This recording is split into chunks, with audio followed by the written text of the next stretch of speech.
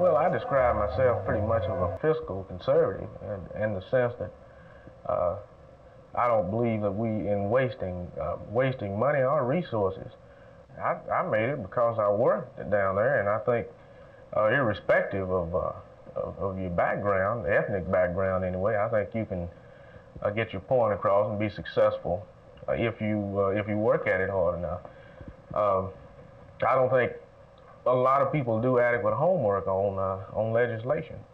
You have to go around and lobby other legislators for your bills, just like if you want it passed, just like anybody else would.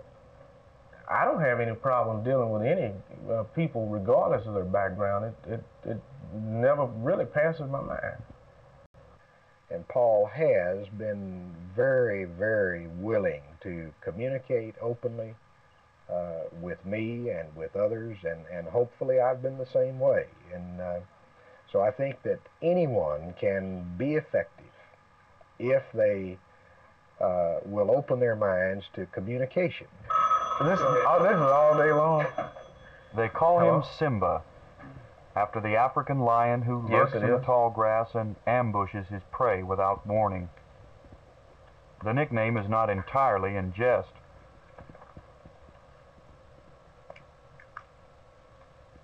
For in his novice session in the Texas legislature, young Paul Ragsdale earned his spurs by leaping on legislation from out of nowhere and mauling it to death with persuasive debate.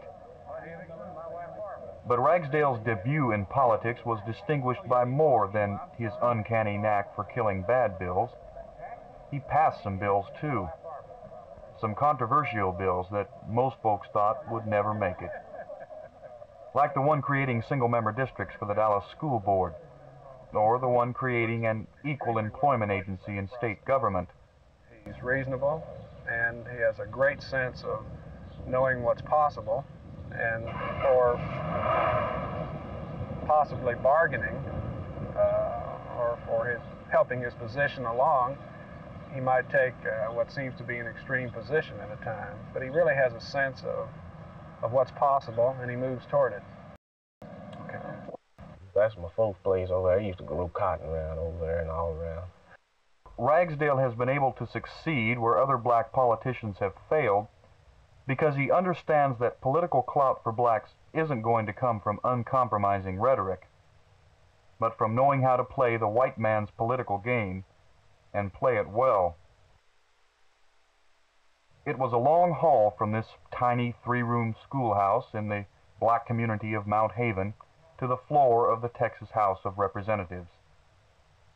Still, Ragsdale's years here may be the difference between him and a lot of other black leaders. He was not a child of the urban ghetto, but of these pastoral prairies. He was not reared in poverty, but in relative affluence. Indeed, it was a rural, middle-class upbringing in the good old American tradition. Ragsdale weathered his racial traumas early in life, which may explain his ability to deal so effectively in a white world. As a senior in high school, he was yanked from the sheltered world of Mount Haven and sent to live with an aunt in Austin, where he was tossed into an all-white high school. Here he earned a fistful of honors as a crack sax player in the school band. But when it came time to try out for the prestigious University of Texas band, Ragsdale got a pungent first taste of Texas racism.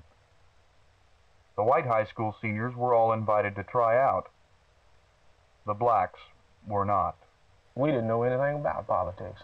After I became 21, I voted, but I did not aspire to politics until about 3 years ago. State Representative Paul Ragsdale.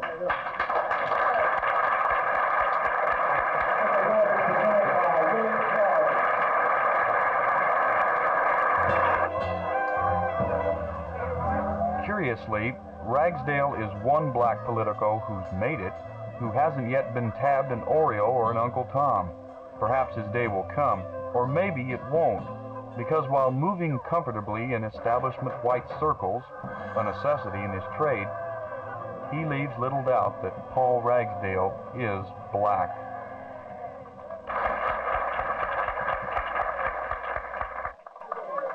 Yeah, Mr. Ragsdale. Ragsdale,